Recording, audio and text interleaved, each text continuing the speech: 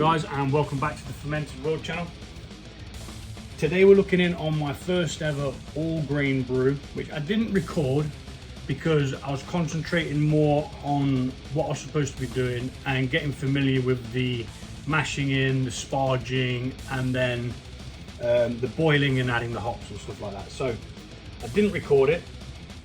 I did post a little picture shortly, like the day after it was started, where it had spurted out all over the top of the airlock and everything, and a thick layer of yeast. So I'm not sure what's gone on in there or what is going on in there, but we're going to check the gravity. If the gravity is where it should be, according to the instructions provided by Brew Day Supplies, go check them out. If you're in the UK, they do some really good kits and stuff like that. This is one of their kits. It's a Citra pail. It was £13.50, and that does a 11.5 litre batch. So if you guesstimate, you're gonna get maybe 20 bottles of beer out of it. That's, you know, it's like 60 odd p a bottle of beer. Yeah, recognise. So yeah, it's definitely worth doing.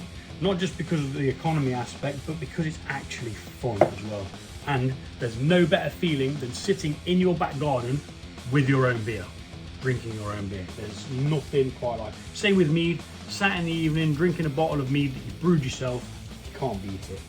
So we're gonna open this up, we're gonna take a hydrometer reading, we're gonna possibly add the dry hops. Possibly. It all depends where the fermentation's at. So let's open it up and have a look. We shall see.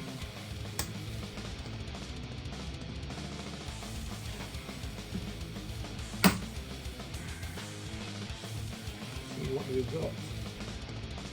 Well, we've still got a very active top bit. Very active indeed. Got tons of smeg on there. So it almost like erupted.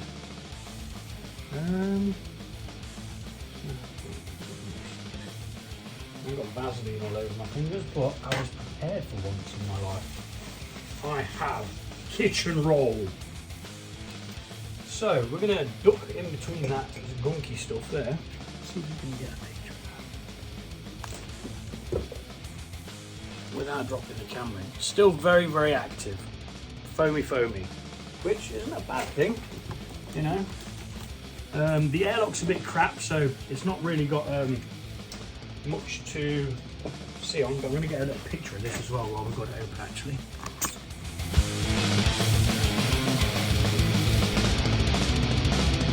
Bit of a picture for the Instagram. If you don't follow me on Instagram, it's Fermented World Gaz. There you go, that's me. So we're going to duck below this layer of whatever it is. That might be the yeast still. It could be a top fermenting yeast, I'm not sure. I didn't really research the yeast, but I know it's a verdant ale yeast.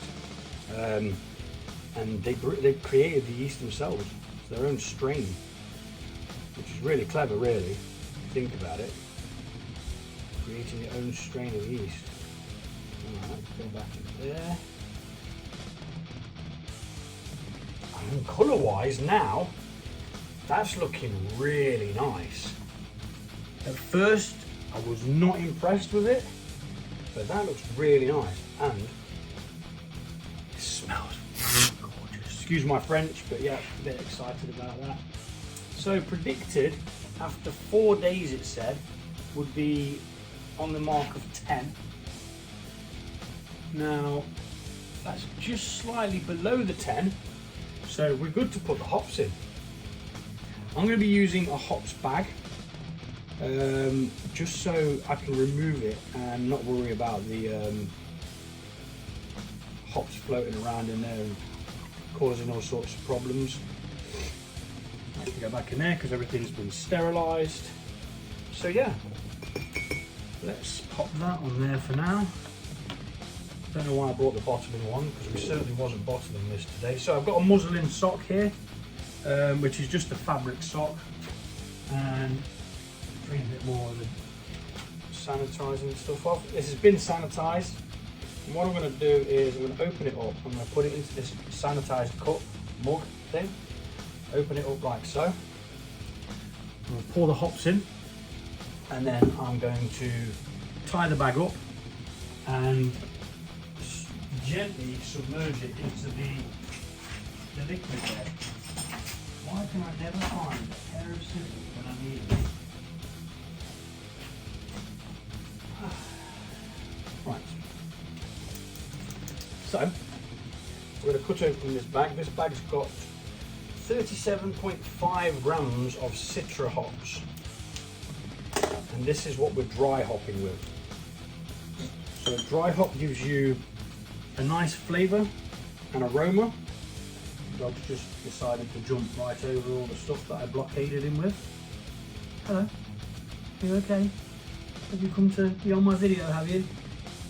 Glad you didn't break them bottles. So, anyway, talking to the dog who's looking at me like I'm speaking Hebrew anyway. In with the hops. Oh, it smells so damn good. Then we're going to tie a loose knot in there so we can get it undone. We're going to spread the hops out so that they can move around, and we're just going to place that in there.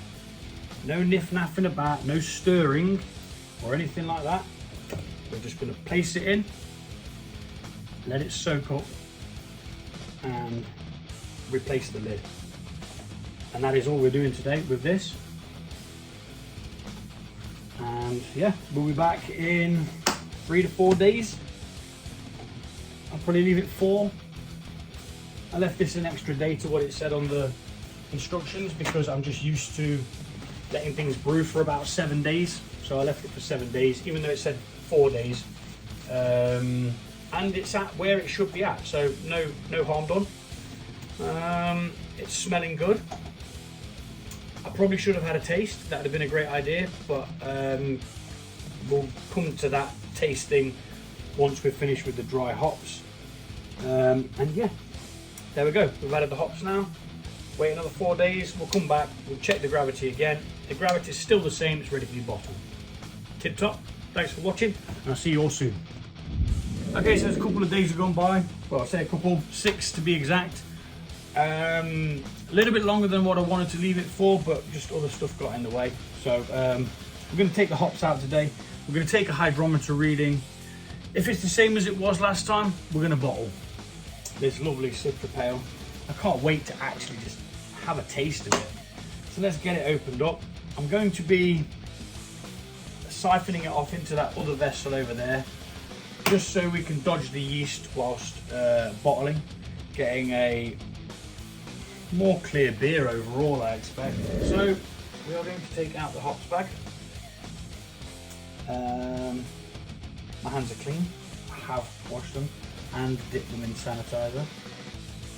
We're going to let that dribble in there. And the little tip that I've been using for a while is to keep it really close so it doesn't cause any bubbles. So just twist this around, and if you do that, it pulls the hops. Right, so we're not going to go to town on it. Just a quick rinse the hands.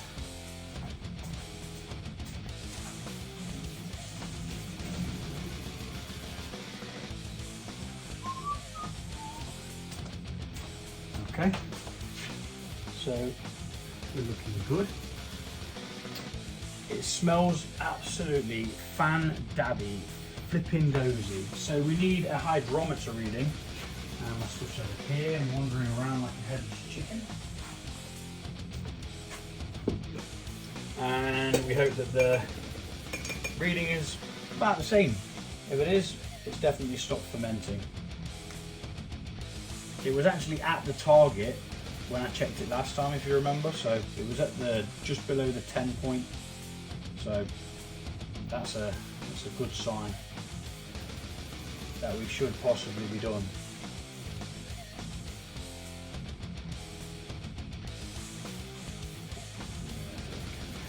See what we've got.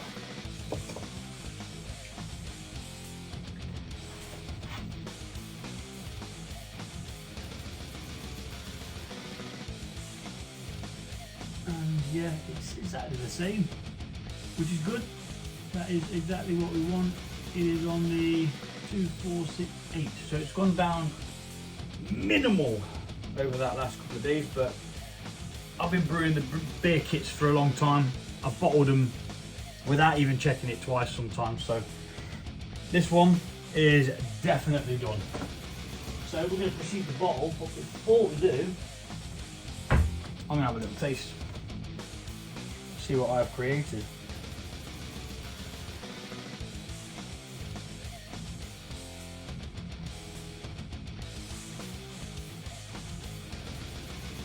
Yeah, not bad at all. And there's no homebrew twang that you get with the beer kits.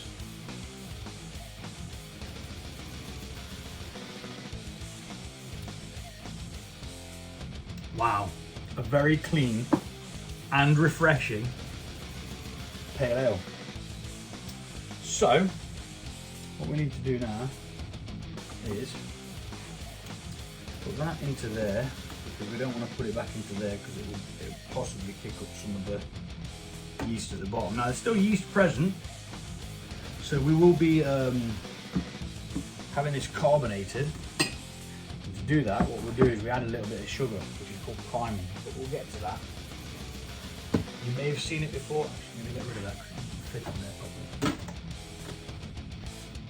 You may have seen that before when I've primed beers in the past. Oh, that's heavy. Now, I'm not actually sure how much I've got. I've lost a little bit to the hops, obviously, but this did foam up, so I'm glad I didn't actually have as much as I may thought I had, or may thought I had needed, because I didn't measure it, what the final result was. So we're going to try and be very, very careful not to get any of the yeast. I'm going to speed this bit up because it's boring.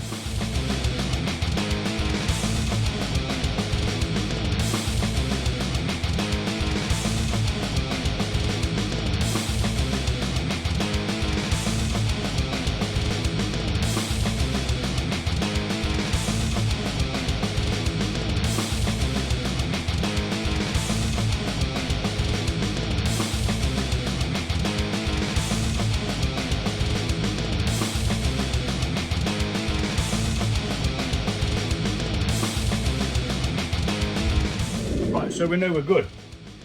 We've siphoned it off, we've tasted it. It tastes really nice, it smells flipping gorgeous. Now we're going to bottle and prime it to give it a bit of a carbonation. I'm going to do 6 bottles and then I'm going to do the rest off camera, or might do them sped up, I don't know yet. I've primed the bottle wand so that as soon as I bring it down, like so, it will start to fill the bottle using gravity, pulling the liquid through. A couple of bubbles to start, and then you can bring it back up to your top and proceed to bottle as you would. And then we're going to, like I say, we're going to prime these. And the reason why we took it out of the other bucket is so that that bottle one can sit right at the bottom, keep the efficiency going, keep it all flowing, and we don't pick up any of the trub at the bottom, which, as you can see from the picture you've just seen, is a little bit gnarly. So we're going to fill it up to this line here, and we pull the bottle wand out, and it gives us the perfect amount in there. Now I've washed 23 bottles, but as I say, I'm not sure how much I have in there because I didn't actually measure the final amount. I just kind of went through the process and then just whacked it in a bucket and added some yeast. It was a long day that day doing the brew. It is more time consuming with the boiling of your own, mashing the grain yourself. But if this tastes like it does now, once carbonated and conditioned, this is going to be absolutely epic, because it has none of that homebrew twang that you get with the liquid malt extracts. It is just clear, crisp beer. And I just had some that wasn't even fully cleared or carbonated, and it just tasted really, really good. The next one, I've got 2 more to do. I've got, I think one's a New Zealand pale, and I've got a wheat beer to do. I'm going to do the New Zealand beer next, just because I think it's a simple process like the other one was, and I'm not quite sure what the wheat beer entails, so I don't really want to. I bought it because I wanted to challenge myself, at the same time as getting used to the whole process of mashing in, sparging, boiling off, adding hops at intervals and stuff like that. And once I've got my head around it, I'll start experimenting using different hops, using the same method to begin with as what it said on the instructions, because I've kept them. I've kept the instructions from Brew Day Supplies. So yeah, they were really simple to follow. It was a lot less hassle than I thought it was going to be. I kind of put it off and put it off and put it off because I thought it was going to be more difficult than it is, but it's just more time consuming, that's all. But the overall finished product is, I'd say 9 times better. If I was to be genuinely honest, 9 times better than a liquid malt extract, even with the comparison of the time it takes to produce. A liquid malt extract, you can bash that together in what, 30 minutes, easy peasy, and you'll get like, I don't know, 30, I think it's 32. Is it 32 or is it 23? 23 litres. That's where I will find out what I've got. This was supposed to do 11.5 litres, but it just depends down to how much we lost while it was boiling off, how much we lost to the hops, and how much we lost to the blow off, because this actually erupted. I'm not sure why, because there should have been plenty of headspace for it to foam, but it seemed to want to go all out and just come into the kitchen, which it did. It covered quite a lot of stuff. So now we're going to prime these. What we mean by priming is we add a little bit of sugar, and what that does is it tells the yeast to reactivate. It's like, oi, wake up, there's work to be done. So then the yeast comes along and it's like, oh, okay, I can deal with that. Reactivates the yeast, causes CO2. CO2 gets trapped in the bottle and it goes into the beverage because it has no choice. Now, these 6 I'm going to do with the amount that I'd normally use of brewing sugar, which is half a teaspoon, simply because I just want to see what the difference is, because I've started using double the amount. And what I might actually do is just do this whole run with what I'd normally have it at. No, I'm going to experiment because I have to. I just can't leave things to chance and be normal. I have to mess with shit. So beforehand I was using half a teaspoon of brewing sugar to prime these with, and I was getting quite poor quality carbonation from it. Now, in the past when I'd used one whole one, which is what you're supposed to use, 1 teaspoon of brewing sugar per bottle, I was getting eruptions and stuff, but that could have been a number of things really. It could have been that it hadn't finished fermenting and I just jumped the gun, because I can get a little bit impatient, but I have learned quite a bit over the years as to just let it do what it's going to do. You know, you rush it, you're going to have something that's subpar. Right, so then what we do is we close these off like so, and I'm going to mark these up now as the ones that have half in, and I'm going to do the rest of them with a full one. Although I probably should do it the other way around. Or should I do half and half? No, because that's fanning around. Personally, I think I do need more carbonation in it, so I'm going to go for the one with more. and then you just kind of tilt it gently to the side just to let that sugar get dissolved into the liquid, so that the yeast can start doing its thing.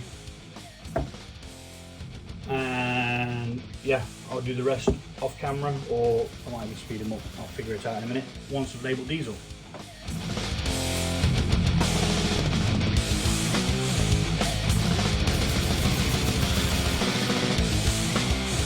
So boiling over now.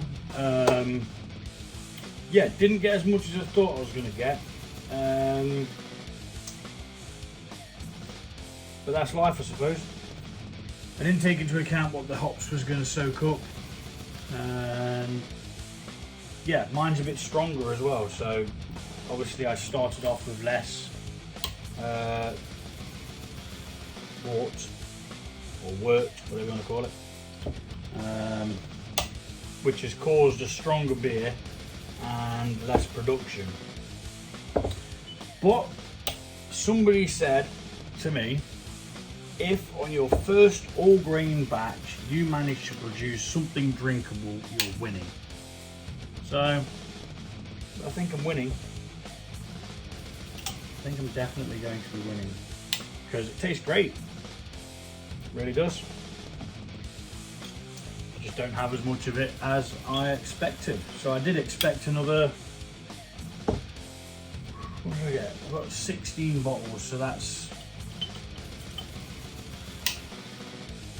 I don't even know, I can't figure out the maths.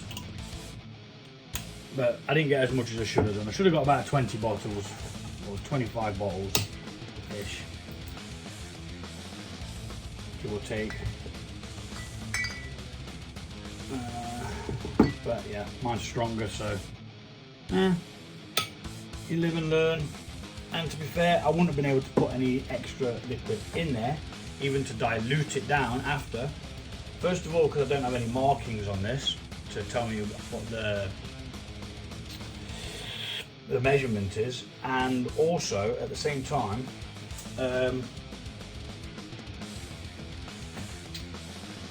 it overflowed, so there would have just been even more mess and even more loss. Now the amount of loss wasn't all that great. It was mostly yeast that came out, but I got 16 bottles of beer. I'm happy with that.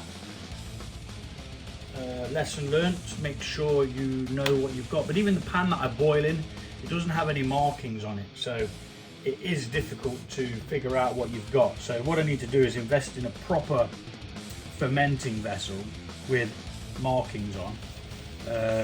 I've looked at some nice ones that are like stainless steel. It'll last forever, but they're like 100 odd quid. So I bought a new bucket, same brand as these ones. I think they're a Polish brand, Browin or something like that. I don't know. And yeah, I've got a smaller one of them coming. Hopefully, I think it's going to be bigger than these. I think this is a 10 litre. I'm not sure. I really don't remember. It might even be 15. It might be the same size as the one that I bought, and I'm just going to be stuck with another fermenter. But worst case scenario, I'll just brew the bloody things in here. Obviously you're only going to go up to about there though, so you've got a ton of headspace, which isn't really what you want, but you need a bit of room anyway. So I'm going to get these labelled up, and that's the end of the video. Thanks for watching, and I will be posting my thoughts on this when I get around to drinking it.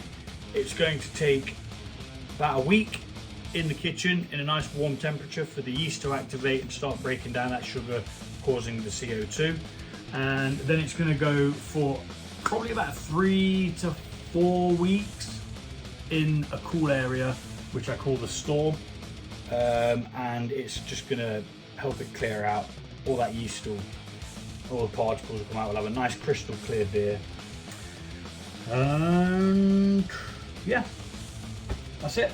And then we'll drink it. Like I say, mine was 6% instead of the 4 point something it was meant to be. Oh, it's not even on that piece of paper, it's on a different one, which I don't have with me. Yeah, it's supposed to be like 4.8 or 4.9. Obviously, I didn't get the levels right, but it's a learning curve. We're always learning in brewing, always learning, especially when you're new to all grain. I think I did pretty goddamn well. Thanks for watching, and I'll see you all soon.